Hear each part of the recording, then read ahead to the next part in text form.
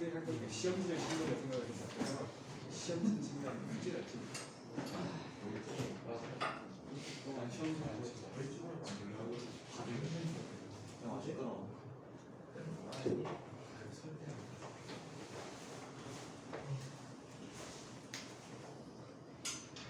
지난 시간에 우리 반사법칙이라는 얘기했었죠. 반사법칙이라는 것은 파동에서의 반사법칙을 하이먼트 원리를 이용해서 설명해 주는데, 우리 이 방선에 대한 두 파동의 유사한 반응에 대한 입사표가 반사보다가 이거는 삼각형에서 석동의 관계를 이용해서 석동의 관계를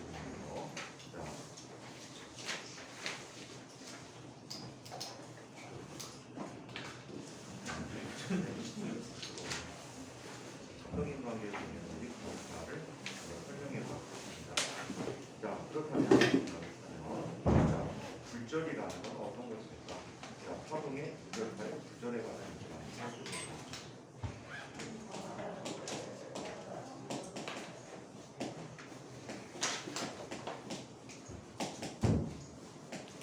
굴절이라는 현상은 어떤 현상들을 의미한다라고 얘기했죠?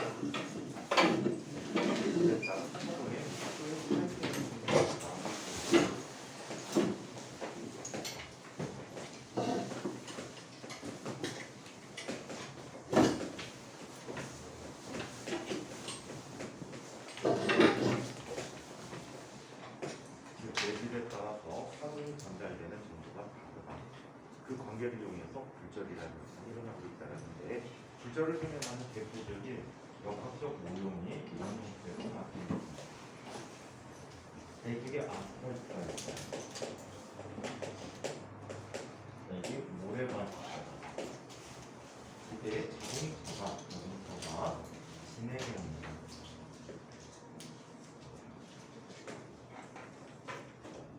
자동차가 이렇게 이 경계를 비스하게 진행합니다. 이렇게 앞바퀴들만 살펴보면, 이 바퀴들이 아스팔트에서 굴러가는 정도와 모래밭을 굴러가는 정도가 다르지. 아스팔트로 굴러가면 빠르게 갈 수 있고, 모래밭에 들어가는 쪽은 느리게 가더라. 그렇다면 이쪽은 어때? 빠르게 가고 느리게 가니까 얘가 진행하는 방향이 어떻게 되니? 꺾여지겠지. 이런 모형을 이용해서 파동의 속력이 바로 내질의 기계에서 굴절이라는 현상을 일으킨다라는 걸 이해할 수가 있습니다. 그렇다면 어떤 형태의 굴절이 일어났는지, 물결파의 굴절에 관한 얘기. 여기서 한 가지 먼저 살펴볼 이야기는 파동의 속도에 관한 얘기예요. 파동의 속도는 람다 곱하기 f다라고 얘기하고, 이 파동이 발생하는 진동수는 항상 어떻게 나타나? 일정하게 나타나요. 얘는 파원의 성질과 관계되어 있다라고 얘기할 수 있어요. 파원이라는 녀석이 계속해서 어때? 파동을 만들어내게 되는데, 이 파동을 만들어내는 주기가 항상 일정하게 나타나고, 그거에 따라서 매질에 따라서 전파가 되지거든. 매질에 따라서 속도가 달라진다는 것은 뭐가 달라진다는 거야? 매질에 따른 파장의 크기가 달라진다라고 얘기해 줄 수가 있어요. 그렇다면 어떻게 나타나는지 대략적인 물결파의 진행 모습을 한번 살펴보도록 하겠습니다.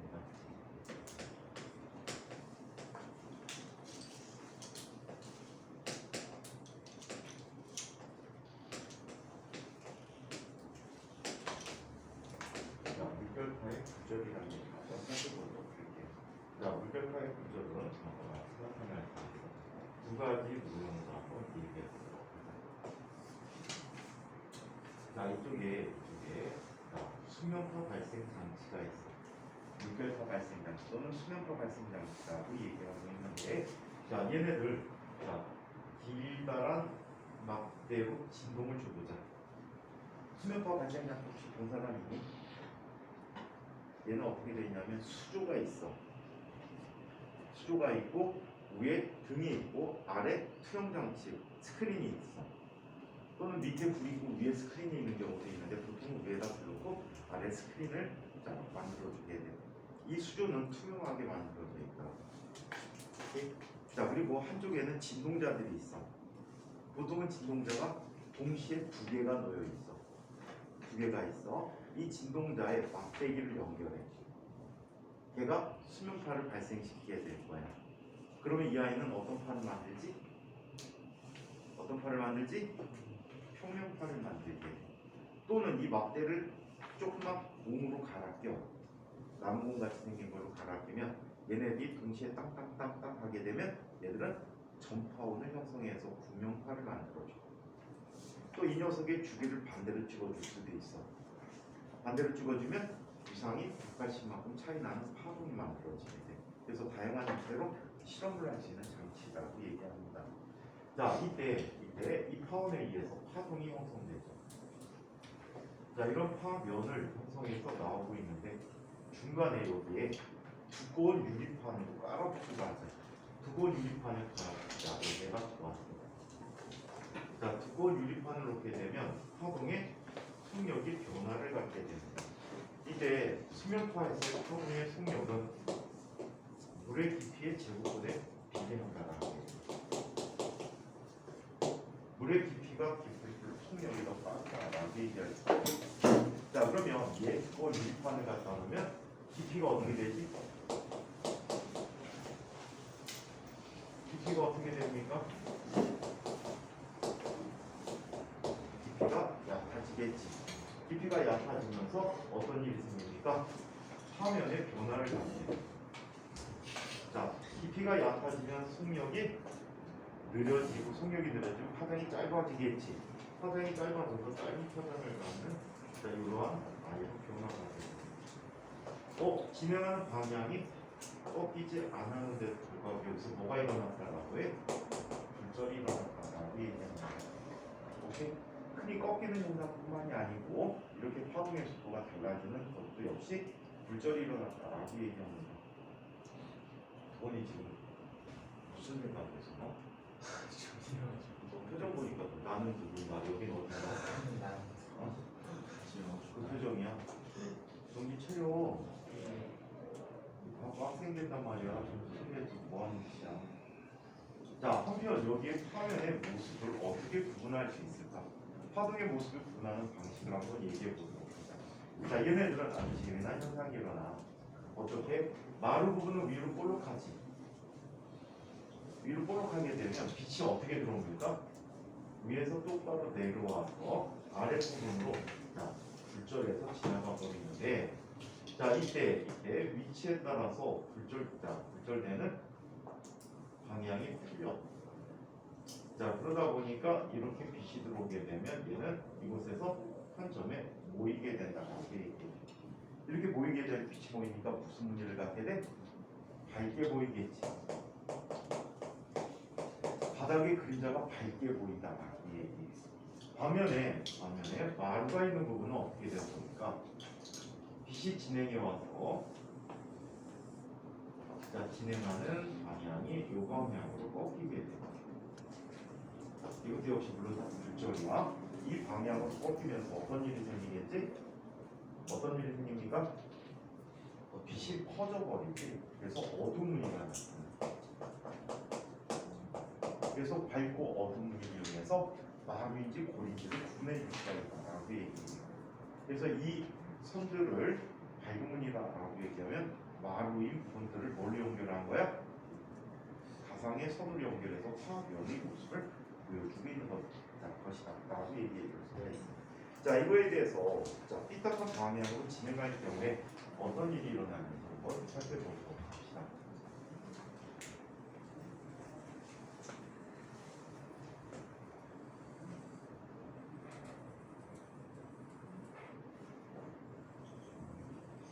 자, 이번에는 이렇게 한번 살펴보기로 했습니다. 자, 여기에 두꺼운 유리판을 이런 모양으로 깔아줬다라고 얘기했죠. 여기 뭐가 있대? 두꺼운 유리판이 있대.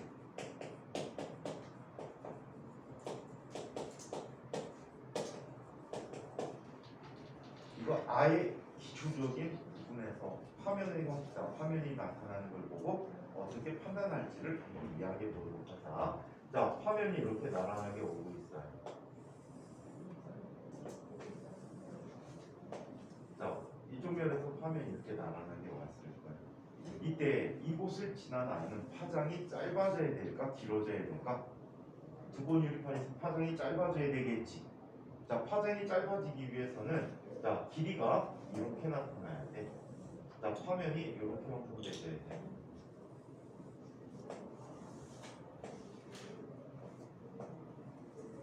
자, 이런 형태로 나타나고 파장을 짧게 만들어줘야 돼. 자, 얘네들을 얘기할 때 파면을 갖고 보면 헷갈린다고.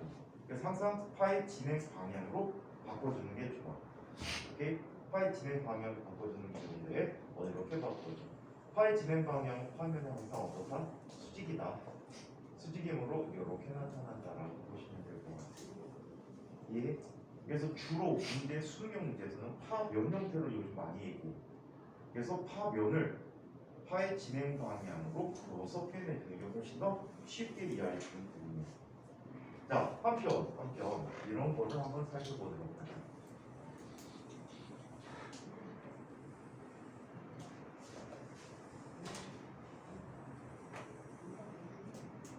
자, 이렇게 놨는데 여기에 위쪽에 두고 유리판을 갖다 놨어요.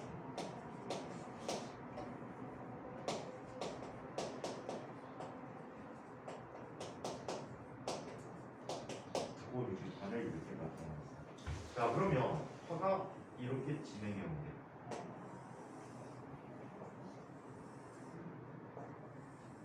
그럼 얘는 파장이 길어져야 돼, 짧아져야 돼? 파장이 길어져야 짧아져요? 길어져야 되지. 길어지기 위해서는 어떻게 나타나야 될까? 얘가 이쪽으로 치우쳐버리면 짧아졌지. 얘는 어떻게 나타나야 돼? 이 방향으로 나타나야 돼. 오케이? 그래서 파장을 길게 해줘야 됩니다. 오케이? 자, 그렇다면 얘 진행 방향이 어떻게 돼? 똑바로 왔대. 똑바로 와서 어떻게 가는 거지? 이렇게 가게 되는 거지. 이해해요? 그래서 파장이 짧아진다, 길어진다를 이런 형태로 판단해 주시면 될 것 같아요. 이해해요? 같은 매질이라면 똑바로 왔겠지. 그래서 이렇게 진행하는 모습을 이야기해 줍니다. 자, 그래서 파장이 짧아지고 길어지고 이런 관계들을 꼭 기억해 주시고, 이 관계를 통해서 우리는 굴절 법칙이라는 법칙을 한번 이야기해 보도록 하겠습니다. 굴절 법칙.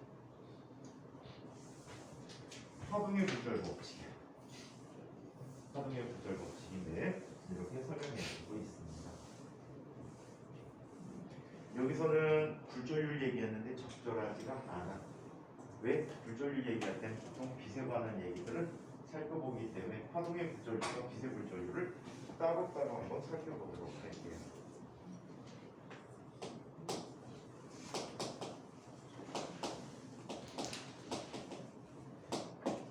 굴절 법칙이라는 걸 얘기해 봅시다. 굴절 법칙은 이렇게 표현되고 있어요. 여기에 어떤 매질의 경계면이 있어. 자, 얘는 매질 1이야. 얘는 매질 2야. 아직 굴절률 얘기는 하지 않았어. 굴절률 빛에 대해서 주로 얘기하게 되니까. 자, 이때 파가 진행해 옵니다. 파가 진행해 오게 되는데, 자, 이쪽에 자, 뭐가 있어요? 입사파가 있어.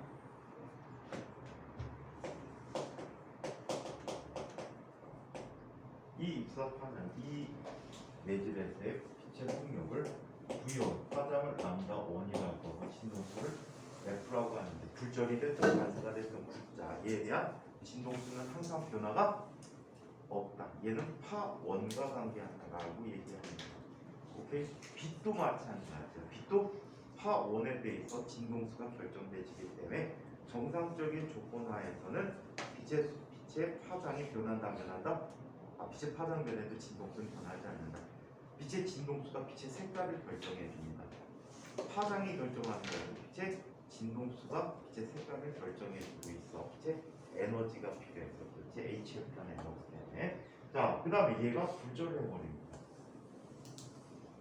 이 매질에서 얘를 굴절파라고 얘기합니다. 굴절파라고 할 때 이 매질에서는 자, 속력이 V2, 파장을 람다2, 진동수 언제나 F와 같다라고 얘기해 줄 수가 있어. 자, 이때 이 값들을 세타1. 이 책은 I하고 얼이라고 얘기해. I는 인시던트, 얼은 여기는 리프렉션 또는 리프렉티브 이렇게 표현해주고 있거든. 그래서 어리라고 표현하는데 선생님 이거를 셋다운 셋다2로 써드리도록 할게. 은근 광고 선생님들 셋다운 셋다2 쓰는 선생님들이 훨씬 더 많아. 그래서 자 셋다운 셋다2로 이야기할게. 외우기도 쉽고 자 이와 같이 나타났을 때 굴절 법칙을 다음과 같이 쓸 수 있다라고 합니다. 사인 세타 2분의 사인 세타 1이라는 값은 V2분의 V1과 같기에는 람다 2분의 람다 1과 같다라고 얘기하는 게 바로 굴절 법칙이라고 합니다. 자, 이 식을 뭐라고 한다고요? 굴절 법칙이라고 해요. 거기 n이라는 상대 굴절률이라고 나와 있는 이 부분은 그렇게 썩 좋은 부분은 아니다. 보통 굴절률의 정의는 빛의 속도에서 정리하기 때문이야. 그래서 이렇게 일단은 써드리도록 합니다. 자, 그렇다면 이 굴절 법칙은 어떻게 증명할까요? 굴절 법칙의 증명을 한번 살펴봅시다. 옛날에 소수형으로 참 많이 물었었는데 요즘은 잘 안 묻더라고. 지각은 많이 물어보는데 인과에서는 소수형으로 잘 안 물어봐요. 이거를 옛날에는 굉장히 많이 물어봤던 겁니다. 여기서 옛날 하면 12대 근처에 12대 근처에는 상당히 많이 물어보는 주제예요. 자, 얘는 이렇게 봅시다.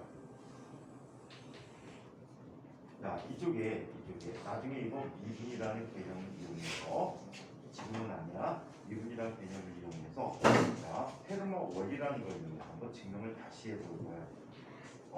자, 이 페르마 원리 같은 경우에는 물리 시험에서는 여태까지 대학 입시에서 사용한 적은 없고요. 포항공대에서 수학 문제로 나온 적이 있다. 뭘 계산하기 위해서? 극값을 계산하기 위해서. 그래서 포항공대 입학 문제 수학 문제로 나온 적은 있습니다. 자, 여기에 매질 1이 있어요. 여기에 매질 2가 있어요. 이때 서로 다른 두 개의 입사 광선을 한번 얘기해볼게요. 자, 이 점을 A, 이 점을 B라고 얘기해요. B'이라고 하죠. 자, 이때 입사 광선이 이렇게 오고 있어요. 좀 과장되게. 자, 입사하는 파가 이렇게 오고 있어요. 이 매질에서는 V1, 람다1, F라는 값을 갖고 있다라고 얘기합니다. 자, 이때 입사하는 요각을 세타1이라고 하죠. 자, 똑같이 같이 출발해서 오고 있는 이러한 파동이 있었어. 자, 그리고 얘는 자, 다른 매질 속으로 굴절해서 지나가고 있어요. 자, 이때 요각을 세타2라고 얘기하죠. 자, 이때 A와 같은 파면을 구성하고 오는 녀석은 이 부분에 있지. 그렇죠? 자, 그래서 얘는 자, B라는 점이라고 하죠. 자, 그리고 얘는 이 매질에서 V1이라는 속도로 진행하고 있거든. 자, V1이라는 속도로 진행하고 있어서 T라는 시간 동안 이만큼 진행했대. 그럼 얘는 V1 곱하기 델타 T라는 자, 이런 길이를 갖고 있다라고 얘기합니다. 자, 한편 얘가 이만큼 이동하는 동안 B가 B'점까지 이동하는 동안 자, A도 매질 2에서 계속 진행을 했겠지. 그래서 B'점과 이루는 A'점을 찾아줄 수가 있어. 같은 파면을 형성하게 되는 거야. 얘가 이만큼 동안 얘도 이만큼 왔다는 얘기야. 이 거리가 얼마가 되니? V2 곱하기 델타 T라는 값이 된다라고 얘기하지. 자, 여기에서 이게 세타1이라고 하잖아. 자, 얘 직각이란 말이야. 세타1이 있어. 얘도 직각이 되겠지? 공유하고 있지. 그럼 얘가 뭐가 돼? 세타1이라는 값이 될 거야. 마찬가지에 굴절각이 세타2야. 자, 얘가 몇 도를 이루고 있니? 90도를 이루고 있지. 마찬가지 법선에 대해서 자, 경계면은 어때? 공유하고 있는 각을 갖고 있어서 얘가 뭐가 돼? 세타2라는 값이 되버릴 거야. 자, 여기에서 이런 관계를 보여줄 수가 있어요. 사인 세타1이라는 값을 구해보자. 빗변분의 요 B가 되겠지. 그럼 빗변에 해당하는 값이 뭐야? A, B 프라임이라는 선분의 길이분의.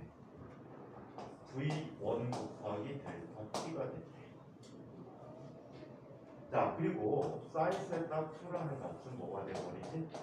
사인 세타 2라는 값은 A, B 프라임분의 V2 델타 T라고 쓸 수가 있네. 그래서 다음과 같이 쓸 수 있다고 합니다. 자, 선분 A, B 프라임이라는 값은 사인 세타 1분의 V1 곱하기 델타 T는 또 사인 세타 2분의 V2 델타 T가 되고, 자, 이 관계를 정리했더니 뭐가 같이 쓸 수 있다. 사인 세타 2분의 사인 세타 1이라고 하는 값은 V2분의 V1이라고 쓸 수 있겠지. 이때 속력 V라는 것은 람다 곱하기 F가 되는데 F가 항상 일정하단 말이에요. F가 일정하기 때문에 이 값은 이렇게 쓸 수 있는 람다 분의 람다 1이라고 쓸 수 있다는 거예요.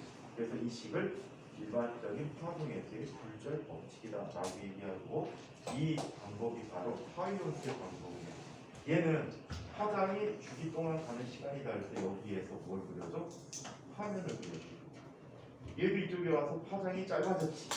파장이 짧아져서 이만큼에 쏟아냈다라고 해서 이것이 파이론스의 방법을 이용한 이야기라고 합니다. 파이론스 원리가 도대체 뭐길래 하이론스 할까? 파이론스는 이렇게 설명하게 됩니다.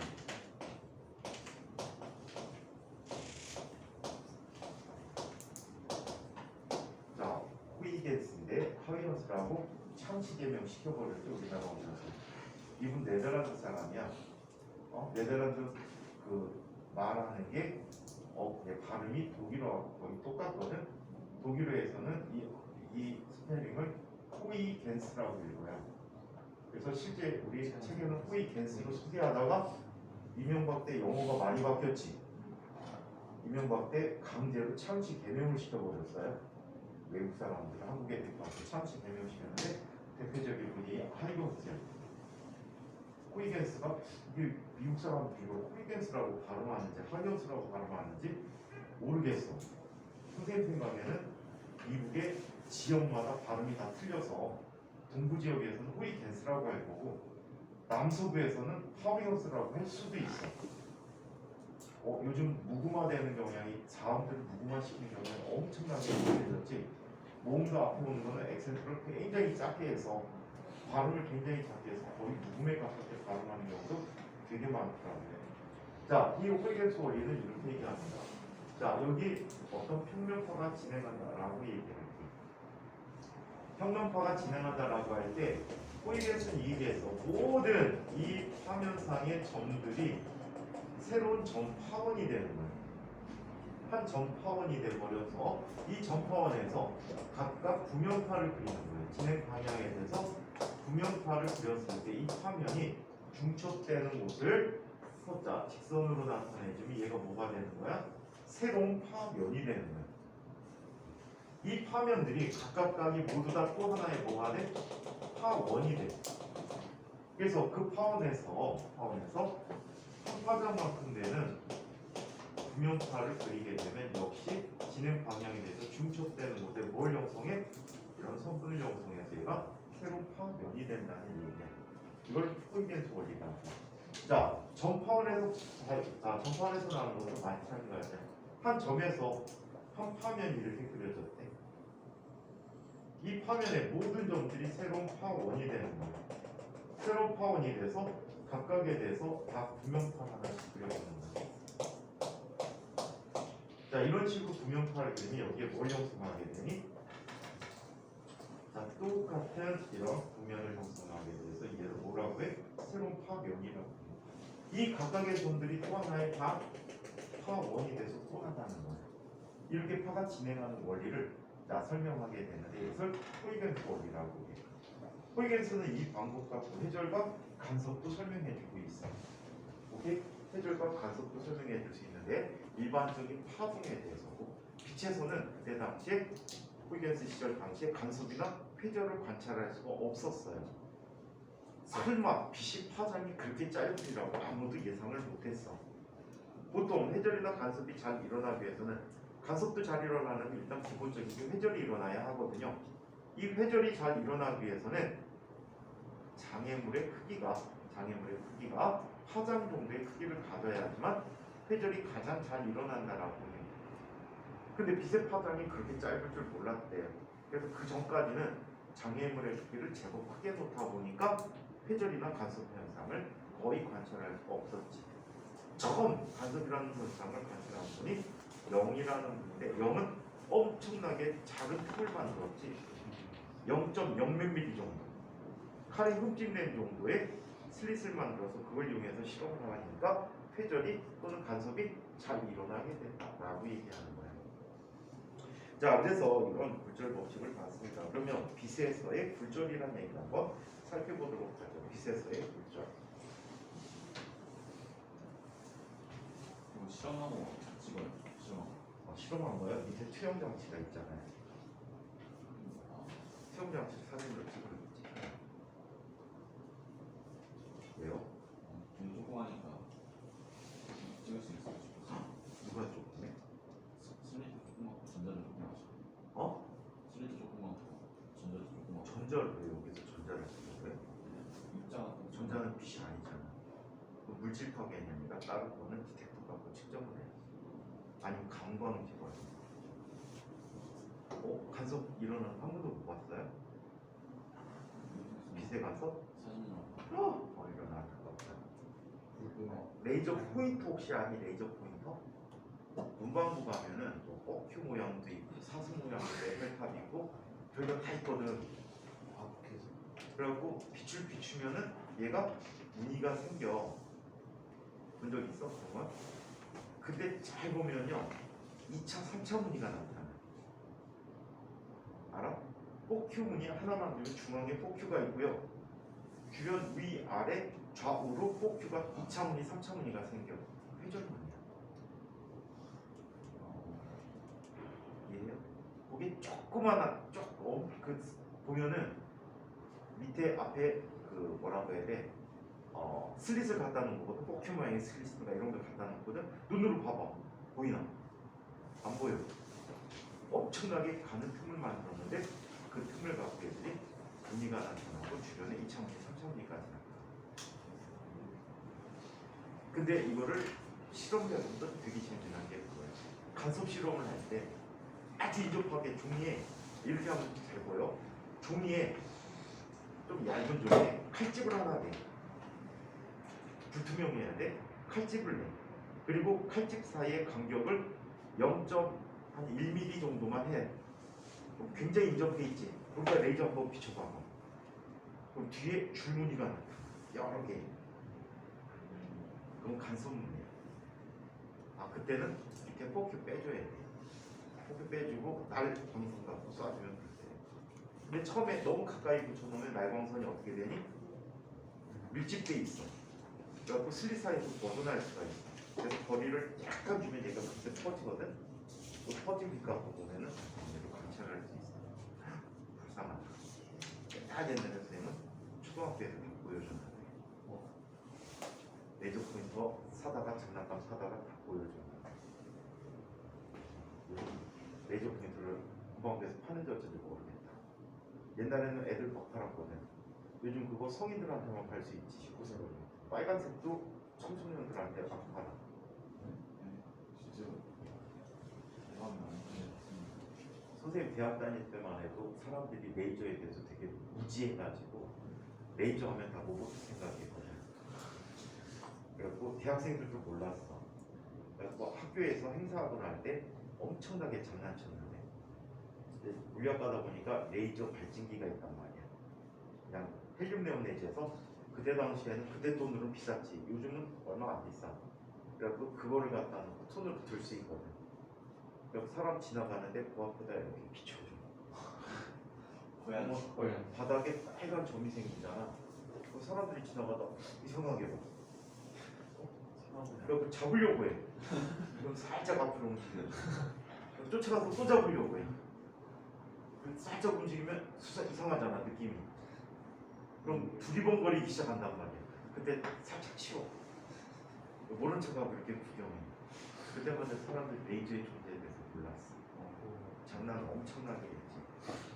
그 다음에 학교에서 행사하는데 학교에 옛날에는 한참 데모가 심하던 시절이라 걸개 그림을 걸어놓은 큰 천을 붙여갖고 거기다가 뭐 무슨 뭐 투쟁하고 뭐 이런 그림들을 그려놔. 그리고 그 앞에서 노래한단 말이야. 노래 가락에 맞춰서 뒤에서 레이저가 춤을 춰주지. 춤을 춰주면 밑에 행사 보는 애들은 그게 주최 측에서 뭐 해줄 줄 알아. 우리가 장난하는 건데. 가스 터져 있으면 나오고 공부할 때만 가스 같은 거 그냥 내리면 다 보이지 않을까? 내리지 않아요. 아 그게 아니고 스크린에 부딪혀서 발사되는 걸 겁니다. 헬륨 네온이 빨간색으로 보이는데 실제로 보면 적외선에 가까워. 그래갖고 어디에 스크린에 부딪히면은 이제 빨간색으로 나타나요. 그거 장난 엄청나게 했었습니다. 참 재미난 장난이었지. 요즘은 근데 그거 하면 바로 알지. 빨간색 지금 다 한단 말이야. 근데 지금부터 약 40년 전에 아무도 몰랐단 말이야. 레이저 하면은 상상 속에서 하는 뭔가 생각이. 근데 요즘 실제로 레이저가 활용도가 굉장히 커서 레이저가 그 철판 절단하지. 조선소에서 철판 절단할 때 레이저 칼 이용해요. 엄청나게 두꺼운 철판을 쭉 지나가면은 잘려. 그 다음에 레이저 포도 있죠. 우리나라에 레이저 포 있는 거 아세요? 국가 기밀이지. 성형화 있어요. 그게 처음에 설치된 게 지금 약 20년 됐어. 개발인 줄 알았는데. 그래서 개발하고 있다나요? 왜 개발? 근데 그때 당시만 해도 실용성이 좀 떨어졌는데 지금은 강도까지 상당히 세진 걸로 알고 있는데, 그리고 간편해졌는데, 옛날에는 이거를 발전시키기 위해서 엄청나게 큰 에너지가 필요했거든. 근데 요즘은 반도체 레이저 갖고 하는데, 반도체 레이저 갖고 여러 개를 붙이는 거야. 그래서 빔을 크게 만들어. 그리고 쏴주면은 비행기 추락시킬 수 있다는데. 스타워즈. 탱크도 뚫었대. 영년. 뚫었어요. 탱크도 뚫었대. 그건 상당히 오래전에. 선생님 선배 중에 레이저 개발하는 사람이 있는데, 선생님 치고 결혼식에 갔었어요. 이제 인천에서 수업하다가 시간이 딱 4시간이 비더라고. 근데 그 타임에 선생님 친구가 결혼해. 진짜 친한 친구가. 서울에서 해. 선생님 학원 연수동이네. 그래갖고 버스 타고 날랐지. 버스 타고 날라가고 결혼식 참석하고 좀 늦게 가갖고 그냥 밥만 먹고 왔는데, 결혼식 참석하고 이제 선배들, 그 다음에 친한 교수라고 그냥 얘기하다가 한 선배가 어디 사니? 그래서 인천 사는데, 그래 자기도 인천 사는데 내려가자 같이. 나는 버스 타고 오는 게 더 빠를 것 같은데, 버스는 주말에도 전용차로 이용해서 굉장히 빠르게 오는데, 그래서 굳이 자기 차 타고 가자는 거야. 덕분에 지가 갈 뻔했지. 그래서 내려오면서 얘기했어. 형 요즘 뭐예요? 그랬더니 그 사람이 레이저 개발자거든. 요즘 비무장지 됐어. 반대. 왜 비무장지를 왜 들어가? 그래서 지금 레이저 포 발사대를 건설하고 있대. 그러니까 선생님 학교 다닐 때마다 레이저가 엄청나게 약했으니까 그거 갖고 뭐 할 수 있겠어요? 그랬더니 몇 년 사이에 레이저가 혁신적으로 발전을 해서 쏘면 탱크도 옆면이 뚫린다. 옆면 뚫리는데 단점이 있지. 빔 사이즈가 작아가지고 실구멍이 뚫리는 거예요. 근데 실구멍이 이게 장난 아닌 게, 요즘은 전자식이거나 유압식이란 말이야. 유압장치 하나 건드리면 탱크가 하나 서버리는 거야. 뚫렸을 때. 아무 때나 빠박 쏴두면 어딘가 기름이 지나가는 기름선이 맞겠지. 기름관을 어디선가 뚫어줄 수 있단 말이야. 그러면 기름이 질질 새고 탱크가 안 움직이지. 그 다음에 비행기는 전자지. 비행기 날아가는데 아무 데나 막 쏴대는 거야. 그럼 전자장치 하나라도 맞으면 어떻게 되니? 타버리면 추락해버리는 거야. 또 재수 좋아갖고 조종사 열로 들어가는 거야. 가장 효과적이지. 아니면 눈으로 들어가는 거야. 굉장히 효과적이지. 그래서 궁극적으로 레이저 포가 상당히 세진다면 아마도 어떤 일이 일어날 거 아니? 사드나 이런 미사일 필요 없지. 아무리 미사일이 10이라고 해도 빛을 따라갈 수 있을까? 음속의 10배 해봤자 초당 3,400m밖에 안 간단 말이야. 근데 빛은 초당 30만 km까지. 그래갖고 이거를 레이더하고 연계해 놓으면 엄청나게 효과적인 무기가 될 것 같아. 근데 지금 빔 사이즈가 굉장히 커졌대요. 레이저를 반도체 레이저가 뿐이지 얘를 여러 개 활용해갖고 그걸 쏘면 상당히 큰 출력까지 얻어낼 수 있다고 하더라고요. 알겠니? 정원이 꿈이 무기 개발자야. 조국의 평화를 수호하기 위해서. 너도 그거 만들어. 라이트닝 돔. 이스라엘 애들은 아이언돔을 만들었지. 그래갖고 미사일이든 뭐든 날라오는 녀석을 차단시킬 수 있는 그런 미사일 체계를 만들었어. 대공 미사일 체계를. 그래갖고 어느 정도로 대단했냐면 하마스라는 레바논 뭐라고 해야 돼? 지하 조직 애들이 이스라엘에다가 엄청나게 강한 폭격을 가했어. 미사일, 그 다음에 뭐니 이거 중 발사장 미사일 비슷한 거, 방사포, 그 다음에 뭐 로켓탄 이런 걸로 엄청나게 쏴대는데 그 아이언돔이 발동을 해갖고요. 약 2,000발인가 쐈는데 땅바닥에 떨어진 게 뭐 10몇 발, 20발 이 정도밖에 안 떨어졌다고 하더라고요. 어마무시한 거지. 문제가 다 좋은데 얘네는 싸구려 막 10만 원짜리 미사일 쏘는데 얘는 그거 막으려고 8짜리 막. 근데 어쩔 수 없는 게 몇 억짜리 써서 몇십 명을 살릴 수 있잖아. 지금 그게 우크라이나에서 또 나오고 있어. 2,500만 원짜리 드론을, 자살 드론을 약 4억짜리 미사일을 잡는 거야. 미사일 4억짜리만 해도 싼 거야. 되게 웃길 것 같은데 K9 자주포에서 포탄 하나 발사하지. 그게 몇십만 원이야, 포탄이. 그게 뭐 몇십만 원이야. 그 논리도 또 되게 재미난 게 군대 남자들 이제 군대 가면은 대공사격술이라는 걸 배워요. 제트기가 지나가는 하늘에다가 총 쏘는 거야. 총알 얼마 안 하잖아. 만약에 그거를 약 1,000발을 쏴갖고 비행기 하나 추락시켜봐. 재수 진짜 좋은 거지. 그리고 대공사격술을 배워. 제트기가 오면은 전봇대로 길이를 재거든. 전봇대, 큰 전봇대가 보통 우리 철탑 있는 게 1km 간격으로 세워지나 그럴 거야. 그럼 걔가 막 3이다 그러면은 1초 동안에 얼마를 올 수 있니? 1020. 마 3이면은 얘가 1초 동안에 1000m 온단 말이야. 예? 그럼 철탑 간격이 뭐가 돼? 1km 정도 된다 그랬지. 그럼 철탑 간격을 재고 내 위에다가 쏘는 거야. 제가 철탑에 오게 되면. 그럼 두루룩 쏘면은 탄이 어떤 집단을 형성하지. 그럼 공중에 떠 있는데 비행기가 지나다 지가 부딪혀가지고 떨어지는 거야. 이게 대공사격술 원리인데 가서 비행기 맞추는 게 아니고 하늘에 띄워놓는 거야. 우리나라 사람들이 무기 만드는 게 아주 신묘한 재주가 있다. 지금은 안 쓰는 문재인 정부 때 없애버린 총이 있어. 복합도 총이라는 총이 있는데 그게 M105가 뭔가 있는데 이 총이 참호 속에 있는 사람도 죽이는 총이고요.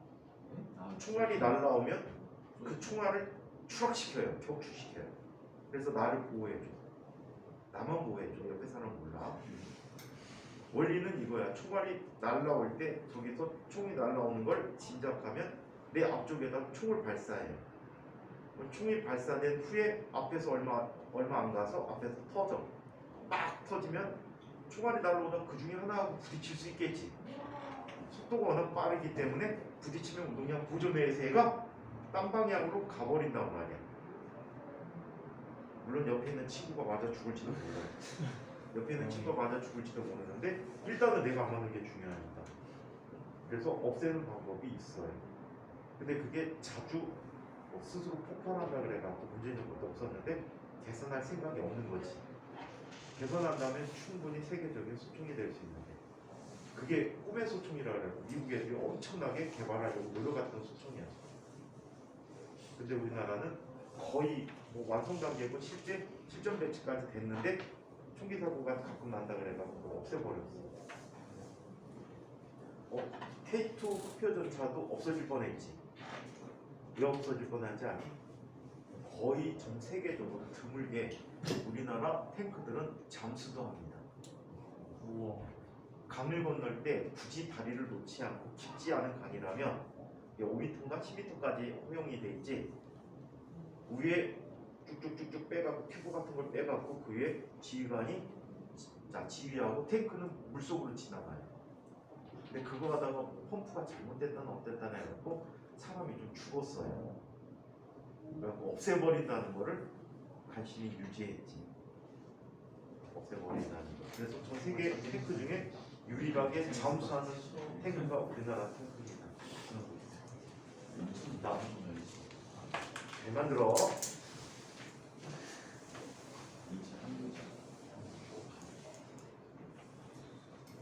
순간 내가 부상 여행 갔을 때 진영이 자, 뭐라고요? 전쟁이나 재밌을 것 같아. 어? 추dom이 인천에 살면서 전쟁감 주고 있대요.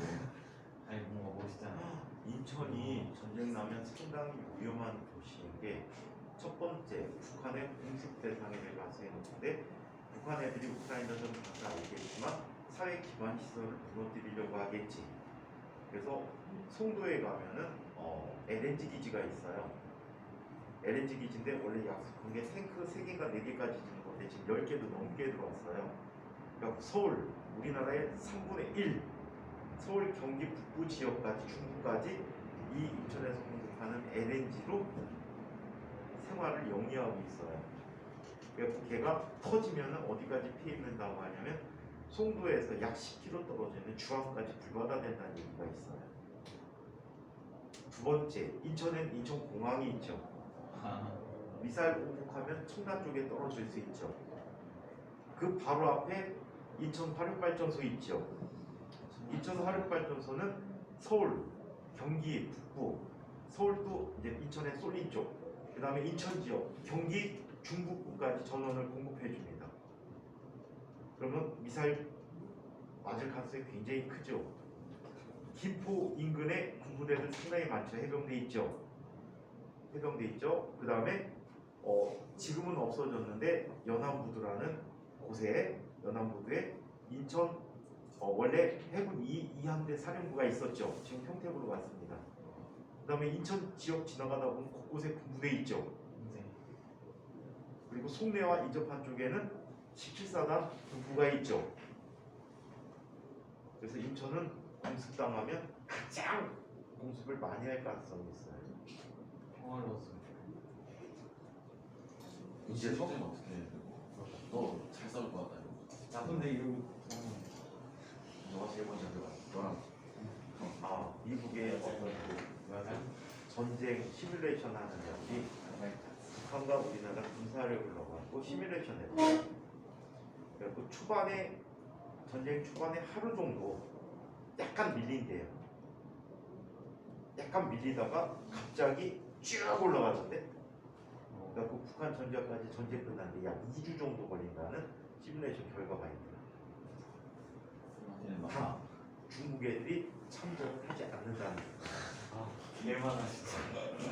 나중에 그냥 인터넷하는 게 터뜨리고 자살하는 거야. 자살할 수도 없어요. 왜 자살할 수 없냐면 우리나라에는 F-35 전투기들이 있죠. 미군 애들이 B-2 전폭기가 있죠. 그 다음에 B-52가 있죠. 근데 B-2가 가가지고 맨 먼저 공습하는 것이 북한의 미사일 기지하고 레이더 기지야. 이 핵미사일은 레이더가 없으면 발사하기가 힘들어요. 그 다음에 북한 애들이 뭐 대륙간 탄도탄 어쩌고저쩌고 하지 기상 조건의 영향을 무지 많이 받습니다. 우리나라 나로 발사하는 거랑 똑같아요. 아무 때나 발사하는 게 아니야. 그 다음에 좀 무섭긴 해 북한 애들 미사일이. 왜? 발사는 잘 되는데 통제가 조절이 잘 안 돼서 어디 떨어질지 몰라.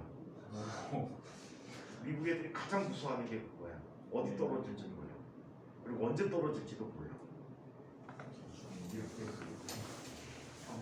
소리 안 돼. 선생님 개인적인 생각이 그랬으면 좋겠어요. 북한 애들이 동해 쪽에다가 미사일 실험을 많이 하잖아. 지나가던 러시아 군함이 맞는 거야. 푸틴이 야마토라서 북한 쳐들어가고 끝장내는 방식. 가장 수용하는 방식입니다. 아니면 이런 방식도 있고, 김정은이 미사일 발사 참관을 하는데 미사일이 발사 직전에 쓰러지는 거야. 발사대가 빵. 이것도 역시 선호하는 방식입니다. 옳겠잖아. 전쟁하고 통일하는 것보다 없이 통일하는 게 낫죠. 사회적 비용이나 이런 면에서 없이 하는 게 굉장히 좋을 것 같아요. 그런 면에서 선생님 그 방법을 추천합니다. 자, 기체 불전에 대해서 얘기합니다.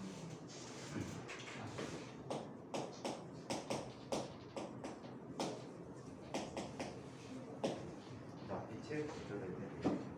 자, 빛도 역시 파동이기 때문에 불전을 한다 라고 얘기해 볼 수가 있어요. 자, 그래서 얘는 자, 물질의 매질에 따른 속도가 차이가 난다는데 이걸 굴절율이라고 하거든. 굴절율에 따라서 빛이 굴절되고 있다라고 얘기합니다. 자, 그러면 굴절율 이야기를 먼저 살펴보고 스넬 법칙을 이야기해 보도록 할게요. 자, 순서를 바꿉니다. 자, 굴절율이라고 하는데 굴절율은 영어로 인덱스 오브 리프렉션이야. 그리고 얘는 기호를 쓸 때 어떤 기호를 쓰니? n이라는 기호를 쓰고 있다라고 얘기합니다. n은 굴절율이다. 자, 이 굴절율은 두 가지 굴절율로 개념을 나누는데 첫 번째 일반적인 굴절율이 절대 굴절율이라고 표현해주고 있어요.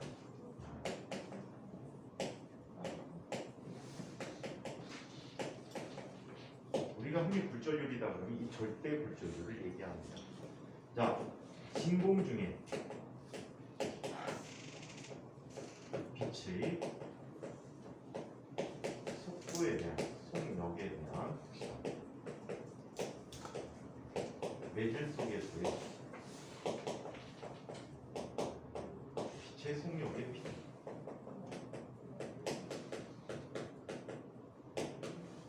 이것을 절대 굴절율이라고 표현해주고 있습니다. 자, 그렇다면 얘는 어떻게 얘기하나요? n이라는 녀석은 정의를 합니다. 짝대기 세개는 정의야. 얘는 V분의 C야. 아이 된장. 상대성 이론에 나오는 C분의 V하고 겁나 헷갈려갖고 애들이 항상 섞었어요. 물리학과 애들도 그래. 자, 이때 기억해둘 건 이거야. 빛보다 빠른 매질은 있다 없다? 없다. 그래서 굴절율은 항상 1보다 크거나 같다라고 얘기합니다. 이 진짜 크거나 같다라고 했는데 책에서는 크다만 써있네.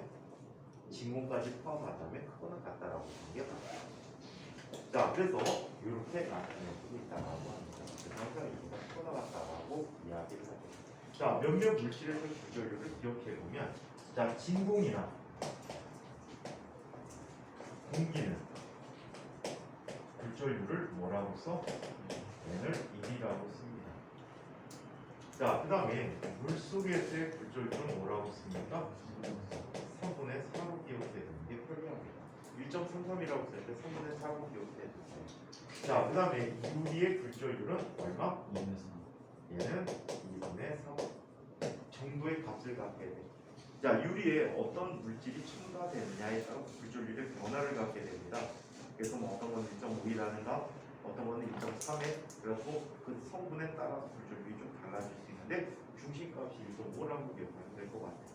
그 다음에 우리가 알고 있는 물질 중에 굴절율이 가장 큰 물질 중에 하나가 다이아몬드인데 얘가 2.42 정도의 값을 갖게 돼요. 자, 그래서 이렇게 몇몇 물질 얘는 굴절율 기억해야 되는 게 편리해. 대개는 주어졌는데 수능 문제에서는 거의 다 주어지고 있고요. 자, 그래서 이렇게 얘기하고 있다고 합니다. 자, 그러면 상대 굴절율이라는 것을 한번 살펴볼게요.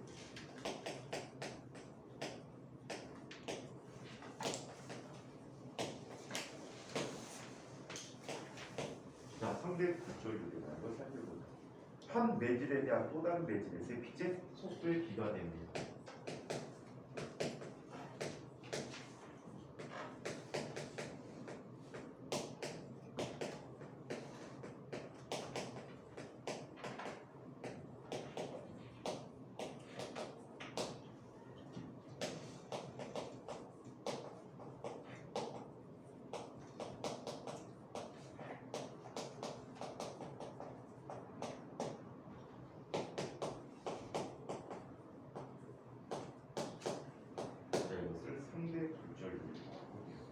얘는 다음과 같이 씁니다.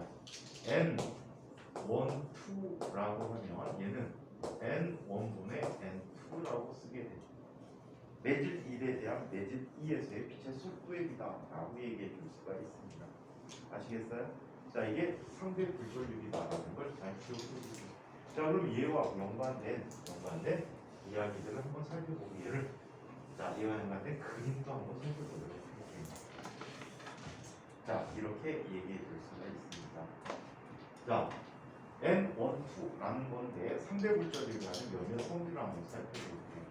자, 얘는 N12라고 썼어요. 자, N12는 이런 관계를 갖게 됩니다. 좀 전에 N1분의 N2라고 했지? 얘는 원분수로 변화시키면 N2분의 N1분의 1이라고 쓸 수 있다. 그래서 첨자가 앞뒤가 바뀌면 역수가 돼요. 자, 또 이런 성질을 가질 수가 있어요. N1, 2 곱하기 N2, 3 곱하기 N3, 1이라고 얘기하면 얘는 안의 값들이 다 지워져 버려요. 즉 N1분의 N2 곱하기 N2분의 N3 곱하기 N3분의 N1 해서 이 값이 얼마? 2대 버립니다. 얘가 2대 버려요. 자, 한편 이런 것도 볼 수 있다. N2, 3라고 하는 녀석은 N2분의 N3라고 할 수 있는데 얘는 양변을 N1으로 나눠주면 N1분의 N2분의 N1분의 N3가 되버려서 얘는 N1, 2분의 N1, N1, 3라는 값으로 표현해 줄 수도 있다. 오케이? 자, 그래서 이런 관계들의 식들이 있다라고 합니다.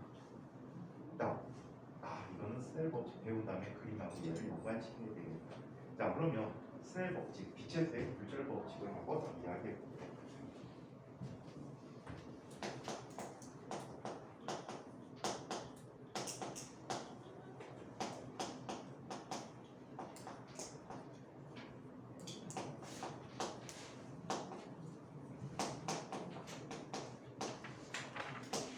빛의 색, 불절 법칙을 한번 얘기해 보도록 하겠습니다. 자, 빛의 색 불절 법칙인데 얘를 불절 법칙과 똑같이 다시 한번 증명을 한번 해보도록 할게요. 자, 불절 법칙이 워낙 중요하니까 요거는 너네들이 광학을 배우는 시기가 좀 기수마다 약간 다른데 보통은 이 부분을 배우는 게 다음 학기 때 돼요. 2학기 기말고사 때 이 부분을 다룰 수도 있고 안 다룰 수도 있어. 왜 안 다루냐면 최근 연도에 기하광학을 안 했거든. 안 하다가 바로 위에 선배부터 29기 때 기하광학을 또 했어. 그리고 기하광학을 할 수도 있고 안 할 수도 있어. 2학기 때 파동광학 위주 수업을 많이 하시다고. 28기 때는 진짜 억울했지. 왜 억울했는지 아니? 그 전년도에 기하광학을 안 했거든. 17기 때. 그래서 기하광학 갑자기 하신다는 거야. 그것도 2학년 1학기 때. 그래갖고 웬일로 해갖고 무려 2주 동안에 걸쳐갖고 수업을 해줬어. 학기 중에 2주 수업을 굉장히 많이 한 거야. 근데 애들이 와갖고 선생님 기하광학 안 한대요. 학기 초에 원래 우리 선생님들이 이랬다 저랬다는 거 되게 좋아하시죠. 그리고 소신이 별로 없으셔요. 그래서 학교 나가는 거를 계속 여러분들이 모니터링 해갖고 선생님한테 톡을 주시는지 알려주셔야 돼. 갑자기 안 나가는 경우 되게 많아요. 안 하는 거 되게 많죠. 역학적 파동도 안 해요. 역학적 파동을 우리 한 거 있지. 그게 끝이야. 졸업할 때까지 안 하는 경우들이 많아요. 그래서 보는 상황을 선생님한테 알려줘야 돼. 선생님, 우리 선생님 이거 나간대요 라는 그 부분을 해주죠. 자, 최근 연도에 단지론도 안 했던 것 같은데. 하는 게 뭐예요? 하는 게 뭐예요? 했다는 것 같아. 뉴트닝 같은 거? 뉴트닝 같은 거? 뉴트닝. 뉴턴님은 교과에서 없어졌는데 과거에서 단골 기출문제. 고급물리. 그건 나오는데. 고급물리. 아, 단골 기출 많이 했어요. 근데 좀 여러분들이 아는 거와 좀 다르게 풀 수도 있어. 다르게 풀 기억나는 그 다음에 교과에서 빠진 것 중에 컴퓨터 효과. 이것도 단골 주제. 엄청 잘 나와요. 상대론적 토플 효과, 상대론적 컴퓨터 효과로 엄청나게 많이 나옵니다. 자, 그러면 셀 봅시다. 한번 살펴보도록 하죠. 자, 여기에 빛이 입사하고 있었어요. 얘의 불전율은 N1이고 얘는 N2라고 하죠. 불전율 표현을 쓰고 싶어서 이렇게 쓰기로 했던 거예요. 자, 이때 이 매질 속에서 빛이 지금 진행하고 있어요. 세타 1이라는 입사관이 오고 있어요. 자, 여기에 또 다른 같이 온 강선이 또 다른 경로로 이렇게 입사하고 있어요. 나란하게 오고 있어. 자, 얘가 불절을 하죠. 자, 불절을 해서 이렇게 진행하고 있다는 것입니다. 이 각도를 세타 2라고 합시다. 이 용역에서 속력이 V1이고 람다 1이고 진동수 F.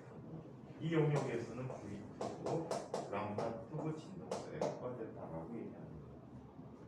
오케이? 자, 얘가 이 면에 왔을 때 얘는 이곳에 도달했지.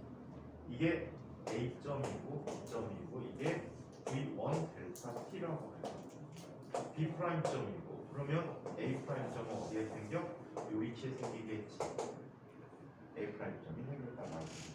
자, 유곽수가 세타 1이 되고 유곽수는 세타 2가 될 거예요. 그렇죠? 자, 이와 같이 얘기했을 때 똑같은 식을 반복해서 불전류가 연계시켜서 한번 살펴볼게요. 얘는 다음과 같이 나타낼 수가 있습니다. 자, 두 녀석에서 자, 이런 걸 볼 수 있다. 사인 세타 1이라고 하는 것은 선분 A, B 프라임분의 뭐가 됩니까? 분명 델타 T가 되고 또 사인 세타 2라고 하는 것은 A, B 프라임분의 V2 델타 T가 됐다라고 얘기합니다. 그렇죠? 자, 이와 같이 이야기했을 때 얘네를 다음과 같이 나타낼 수 있죠. 자, 성분 A, B 프라임이라는 것은 이렇게 씁니다. 자, 사인 세타 1분의 V1 델타 T. 그리고 얘는 사인 세타 2분의 V2 델타 T라고 얘기합니다. 좀 더 편하게 만들기 위해서 역수들도 역시 같겠지. 역수를 취해주게 되면 얘는 다음과 같이 나타납니다. V1분의 사인 세타 1이라는 것은 V2분의 사인 세타 2라고 얘기합니다. 자, 곱하기 C를 해보자. 곱하기 C를 하게 되면 얘는 V1분의 C 곱하기 사인 세타 1이라는 값이 V2분의 C 곱하기 사인 세타 2라고 얘기하지. 누구의 정의지? 불절율의 정의지.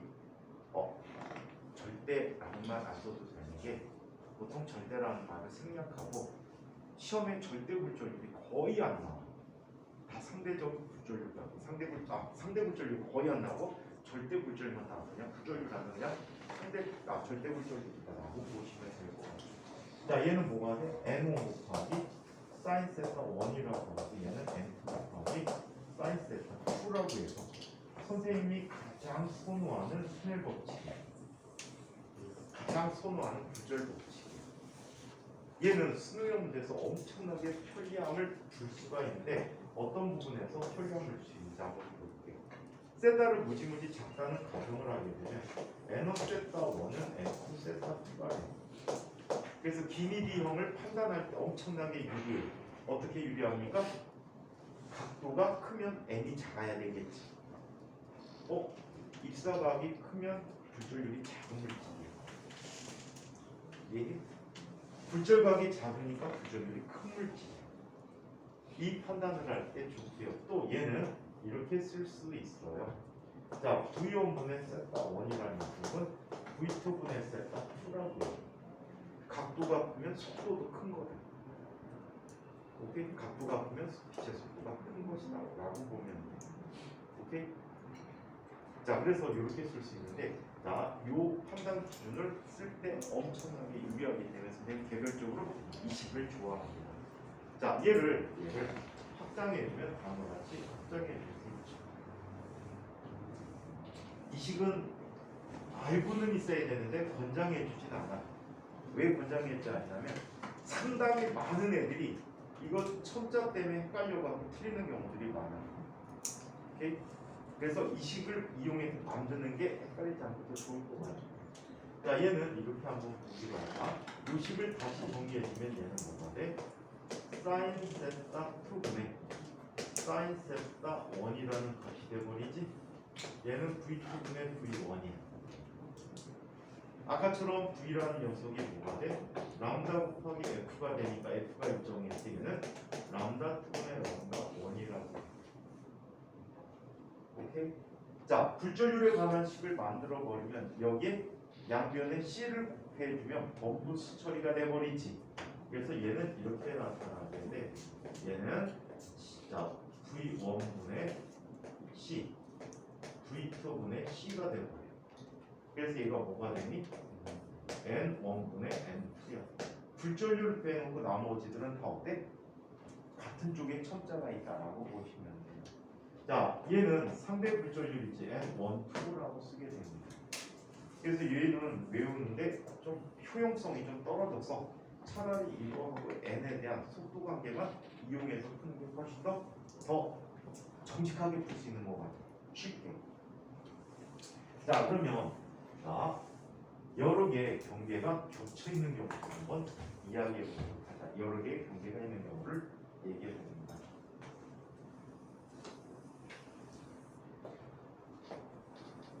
여러 매집이 이렇게 평행한 경계를 갖고 있다라고 하죠. 평행해야 되는 자, 얘의 굴절률이 N1이고 N2고 N3고 N1이라고 얘기합니다. 자, 이때 얘는 이런 관계를 갖는 거예요.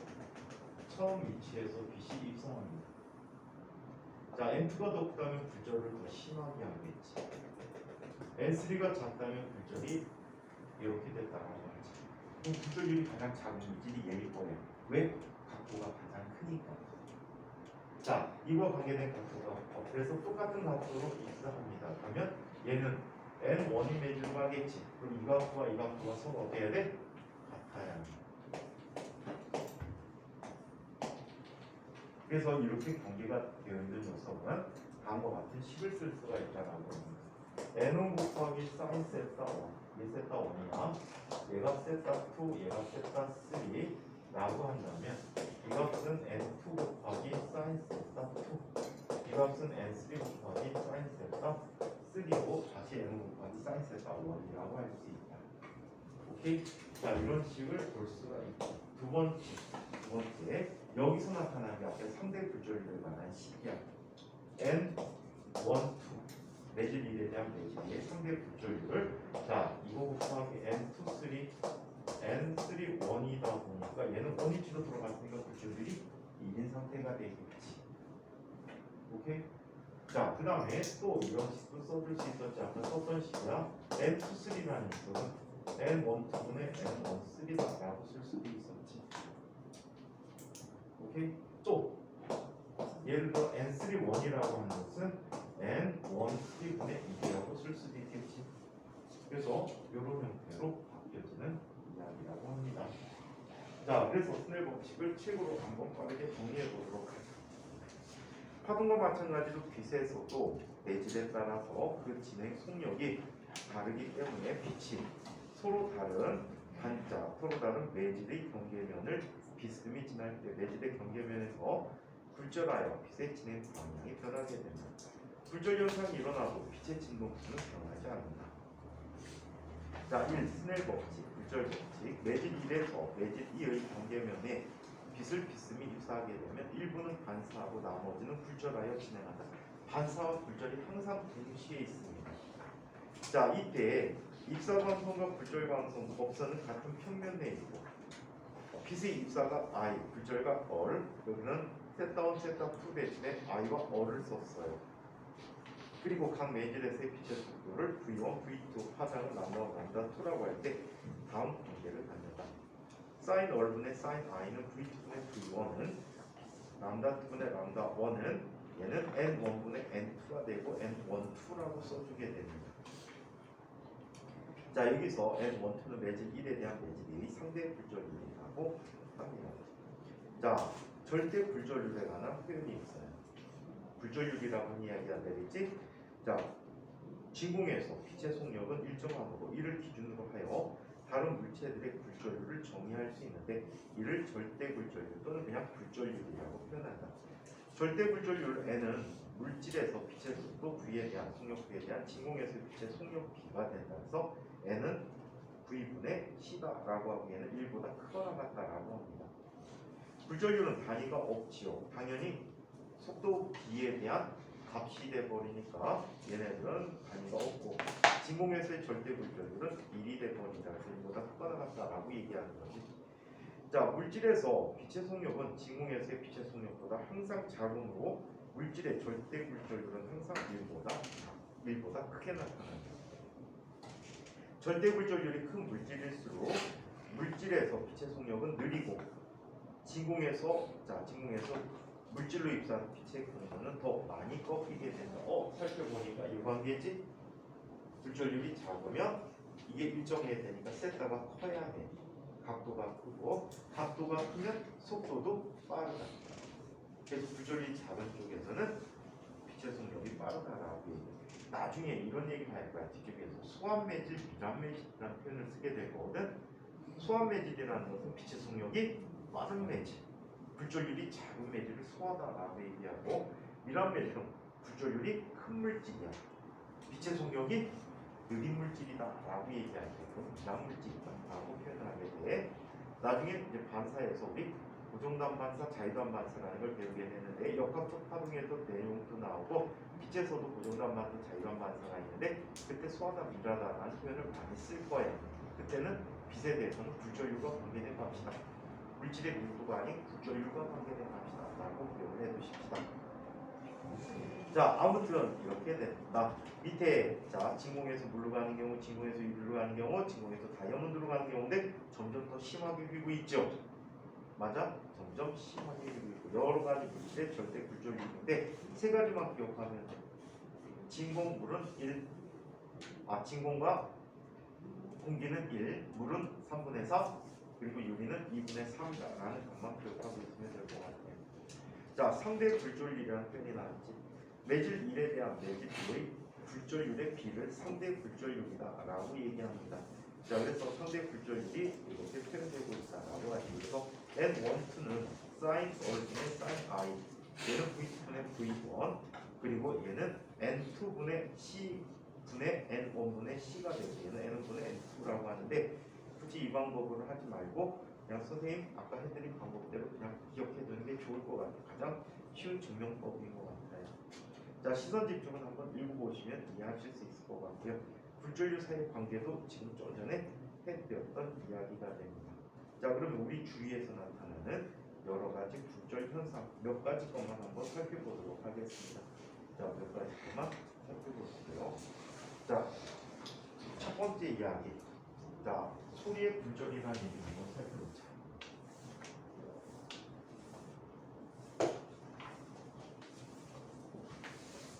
소리의 불절이라는 얘기하고 보도록 할게요.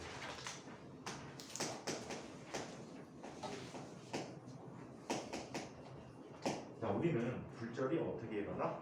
속력이 빠른 쪽에서 느린 쪽을 향해서 불절이 일어난다라고 할까? 아스팔트와 모래밭에 있는 차에 대해서 얘기해봤지. 속력이 빠른 쪽에서 느린 쪽으로 불절이 되어진다라고 합니다. 자, 그러면 그냥复잡하는구나. 자, 이런 경우를 한번 볼 거예요. 이게 공기 중에 소리의 속력을 볼게요.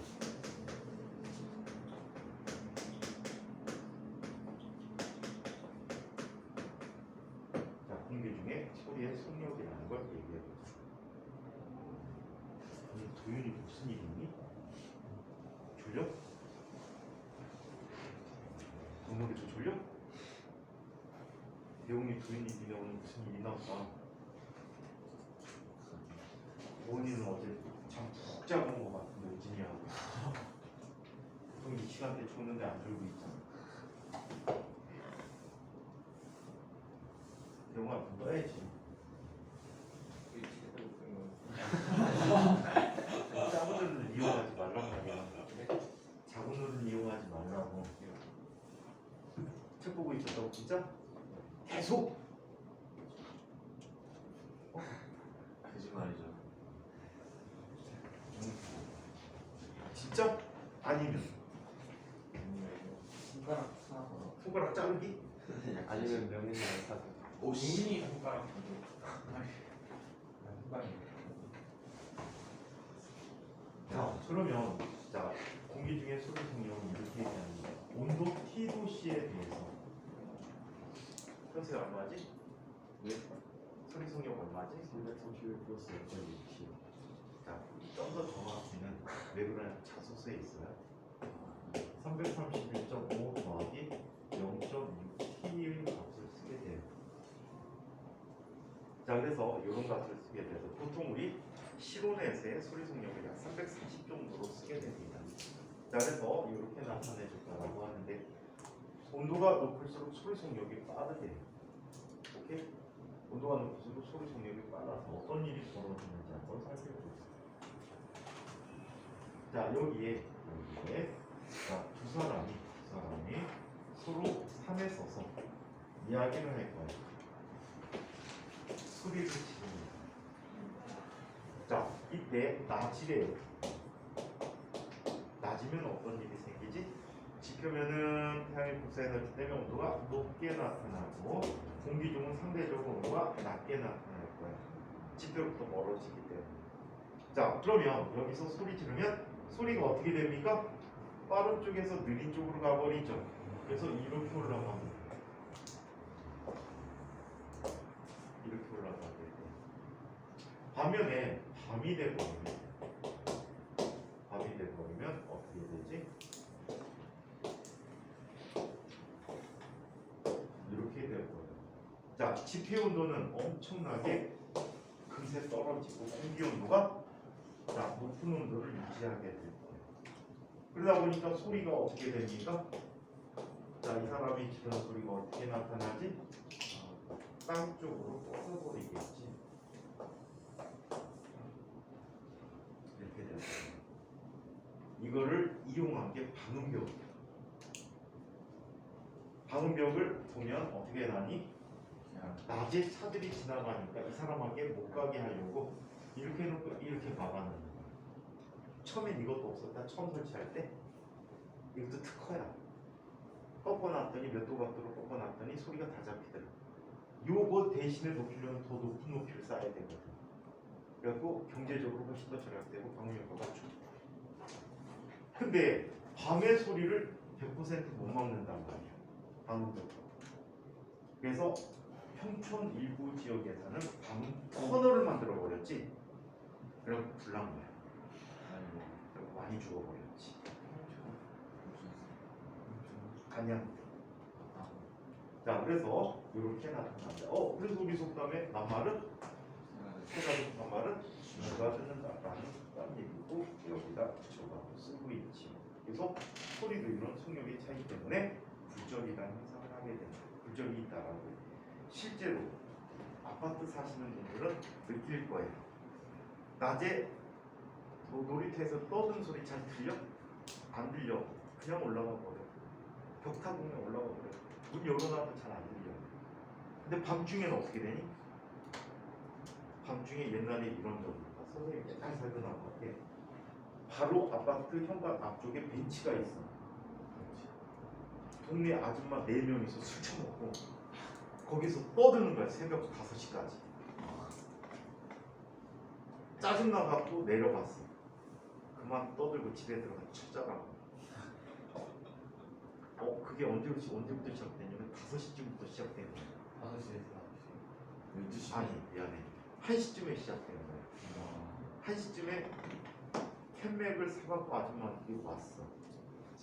와갖고 거기에서 5시까지 술 처먹으면서 떠드는 거야. 아파트 경비 아저씨한테 전화해서 아줌마들 빨리 해산시키라고. 그랬더니 아파트 경비 아저씨가 힘이 없어. 들어가세요. 항의 들어와요. 이러고 그냥 말한 거야. 계속 떠들어. 무시하고 쫓아내버렸어. 욕은 안 하고 그냥 빨리 가서 쳐 주무세요. 선생님은 말에서 잔단 말이에요. 소파에서 자는 게 세상에서 가장 편하지. TV 보면서 잘 수 있어. 그리고 여름에 문 열어놓고 TV 자는데 TV 소리가 안 돼. 소리가 이렇게 오는 거야. 소리가 그때 15층에 살았거든. 15층에 사는데 소리가 똑바로 올라가야 되는 녀석이 이렇게 오는 거야. 전층 다 잘 들려.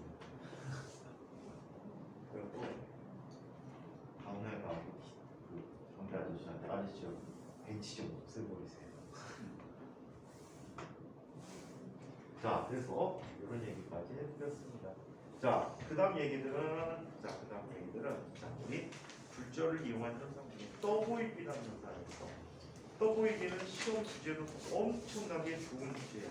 그래서 떠보이기하고 렌즈는 그냥 가볍게만 할 거예요. 렌즈는 암으로 보더라고요. 자, 그리고 빛의 불절로 신기루라는 현상을 살펴보시고요. 자, 강성 부분으로 빠르게 전반사라는 부분으로 빠르게 넘어가고 자, 이 내용까지 질문 있는 거. 멘트 하겠습니다. 기하 방학은 안 한다니까. 수정원이 뭐예요? A분의 1분. 와. 나이스. 여태까지 안 했을 때는 한국에서 되게 렌즈 막 3개씩 섞어놓고 아 기억 갖기 싫어. 거울 넣고 두개 넣고 너무 최고. 나 오늘 되게 낮은데 나 전기보다 좀 낮은데 기하 방학을 안 하면 아니 전기가 그래도 좀 더 낫지 않아? 일단 그거는 헷갈려. 방향 따지기. 아나 전기보다 과학이다 아 그래?